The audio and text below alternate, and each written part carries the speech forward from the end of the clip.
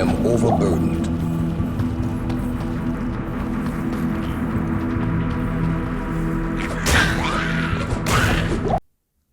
Diablo is one of the greatest and most impactful series ever made.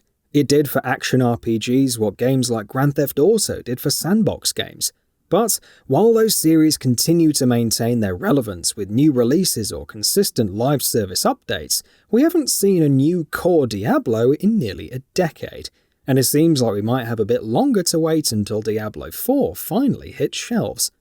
In the meantime, Diablo 2 Resurrected is here to hold us over and celebrate the original's 20th anniversary.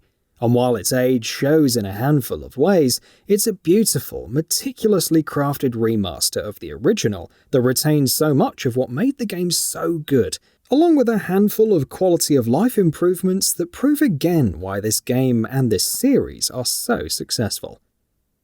Resurrected hits you immediately with the updates to its visuals, probably its most significant change. Cutscenes have been rebuilt from the ground up, and they look as good as any game's cutscenes I've seen on the Xbox Series X.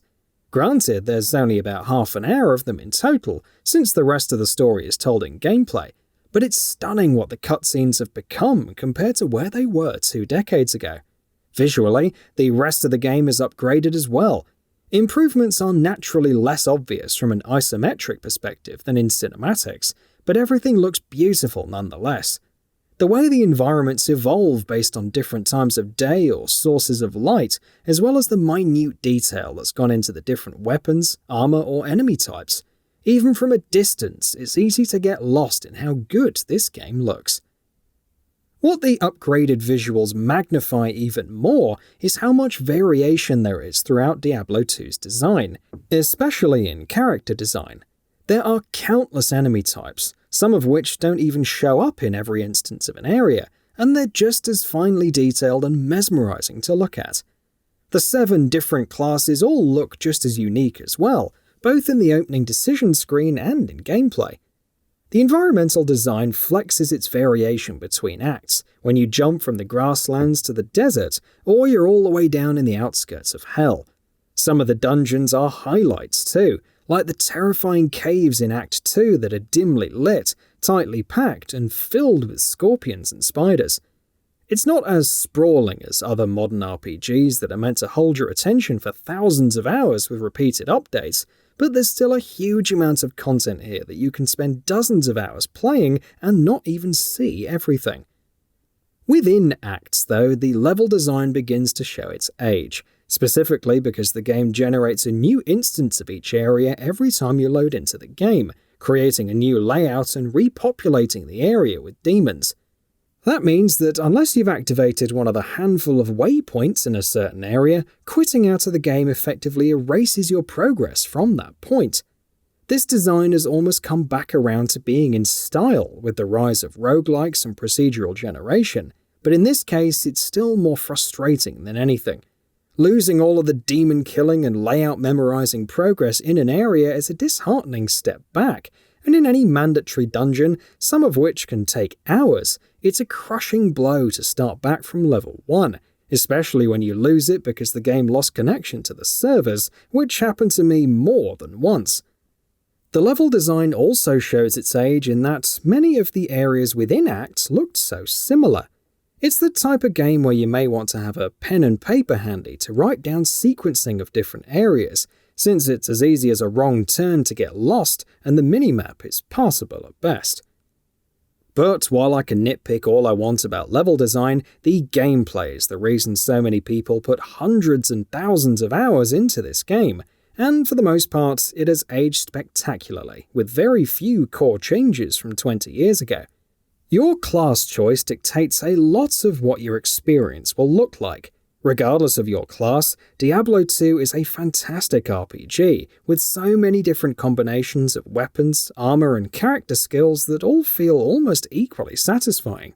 It's common now to see loot-based games where some weapons are clearly more fun than others, but I was amazed at how consistently satisfying combat was in Resurrected, both in regular combat and against some of the grand and unique bosses. On top of that, it's to this day a remarkably intricate game that requires your full attention. Demons have different weaknesses that your abilities and attacks can exploit, and totems scattered around each area can either give you a stat boost or refill your mana, health, or stamina. And for the first time, this is all playable on console, with a mostly seamless transition to many fewer buttons. Potions are mapped to the D-pad, while abilities can be activated by up to 12 different buttons or combos. This all contributes to a very methodical, thoughtful experience. It's very easy to lose track of your health or get overwhelmed by a horde of demons, but the game encourages you to take it slow, kill one enemy at a time, and absolve yourself of any shame in running away. Of course, if you lose track, this is also a brutally difficult game that can take your head off at a moment's notice.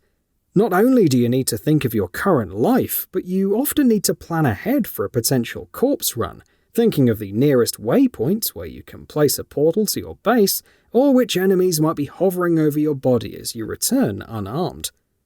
Every one of these gameplay mechanics saturates so much of modern-day gaming, especially in action RPGs, but it's incredible to see how well Diablo 2 can still hold up against its modern-day peers. Still, there are some nitpicks I have that hold over from the original and show the game's age. The point-and-click inventory management system is much less user-friendly on console than PC, especially with potions, which you often have to manually replace in your potion slot instead of having a dedicated button for each, which seems like an easy solution. The attack button and the interact button are also the same on console, leading to far too many occasions where I take damage or ultimately die because instead of attacking a demon, I'm aimlessly opening and closing a dungeon door. Lastly, the amount of running through already cleared areas becomes tedious, most notably in dungeons when you have to trek back down to a 4th or 5th level, and an ability to jump to the furthest uncleared level would be a quick fix that skips so much downtime. Despite my nitpicks though, Diablo 2 Resurrected is both a beautiful remaster of the original game and a stellar action RPG that, aside from a few aged details, could very well have been released today. Visually, both the cinematics and every detail in gameplay have been brought up to today's standards with few drawbacks, and gameplay is as satisfying as most other games in the genre today. There are certainly areas where Diablo 2 is clearly from another era, but Resurrected brings it up to modern speed, and it can almost go toe-to-toe with its newer counterparts. So what are your thoughts on this? Go ahead and share them in the comments below. And if you like this video, please subscribe to the channel and enable all notifications by clicking the bell icon to get new video updates. We upload every day and would really appreciate your support. Thanks for watching.